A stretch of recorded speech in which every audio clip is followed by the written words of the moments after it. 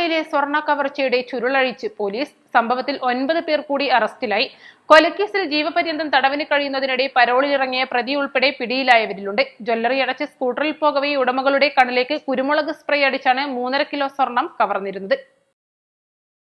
Kannur central ജയിലിൽ കൊലപാതക കേസിൽ ജീവപര്യന്തം തടവ് ശിക്ഷ അനുഭവിക്കുന്ന കണ്ണൂർ കൂത്തുപറമ്പ് പാറക്കെട്ട് വീട്ടിൽ വിപിൻ എന്ന 36കാരനാണ് പ്രതികളിലൊരാൾ. ഇയാൾ കഴിഞ്ഞ ദിവസമാണ് 15 ദിവസത്തേക്ക് പരോളിനിറങ്ങിയത്.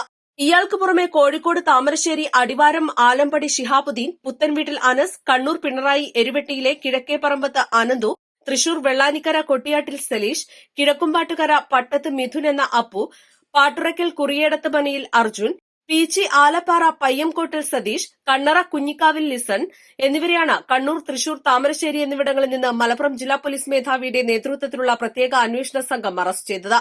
കൂത്തുപറമ്പ് പത്തായക്കുന്ന് പാട്ടിയം സ്വദേശികളായ ശ്രീരാജ് വീട്ടിൽ നിജിൽ രാജ്, ആശാരിക്കണ്ടിയിൽ പ്രഭിൻലാൽ, തൃശൂർ വരന്തരപ്പള്ളി കളിയങ്ങര സജിത് കുമാർ, എളവള്ളി സ്വദേശി കോരാം വീട്ടിൽ നിഖിൽ എന്നിവരെ കവർച്ച നടന്ന ദിവസം രാത്രി വൈകി തൃശൂർ പോലീസ് പിടികൂടിയിരുന്നു.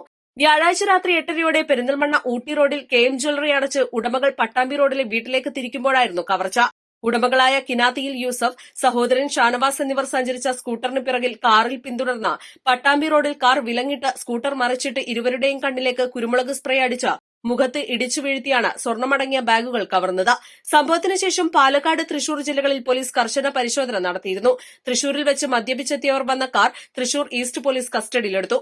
ഇതിലുണ്ടായിരുന്നവരാണ് സംഭവ ദിവസം പിടിയിലായ 4 പേർ. മലപ്പുറം പോലീസ് പ്രതികളെ കൂടുതൽ ചോദ്യം ചെയ്തതോടെയാണ് ജ്വല്ലറി കവർച്ചയുടെ ചുരുളഴിഞ്ഞത്.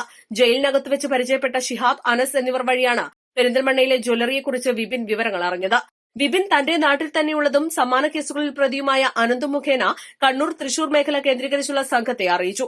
സംഘത്തിൽപ്പെട്ട നിജിൽ രാജ്, സലീഷ് എന്നിവർ പെരിന്തൽമണ്ണയിലെത്തി ജ്വല്ലറിയും വീടും ഉടമകൾ പോകുന്ന സമയവും പരിസരങ്ങളും നിരീക്ഷിച്ച ശേഷം 21 വൈകിട്ട് 4 9 പേരടങ്ങിയ സംഘം കാറിൽ പെരിന്തൽമണ്ണ പട്ടാമ്പി റോഡിൽ കാത്തുനിന്നു. രാത്രി 8:30യോടെ ജ്വല്ലറി ഉടമകൾ കടയടച്ചു വരുമ്പോൾ കൃത്യം നടത്തുകയായിരുന്നു. ഇതിൽ നേരിട്ട് പങ്കെടുത്ത 9-ൽ 6 പേർ തൃശൂർക്കാരും 3 പേർ കണ്ണൂർക്കാരുമാണ്. കുറച്ച് സ്വർണം പ്രതികൾ ഉരുക്കി വിൽപ്പന നടത്തിയിട്ടുണ്ട്. ഇതിന്റെ വിലയടക്കം 2.2 കിലോഗ്രാം സ്വർണം കണ്ടെത്തി. കൃത്യത്തിൽ പങ്കാളികളായ 4 പേരെ കൂടി അറസ്റ്റ് ചെയ്യാനുണ്ട്. East live, Perinthalmanna.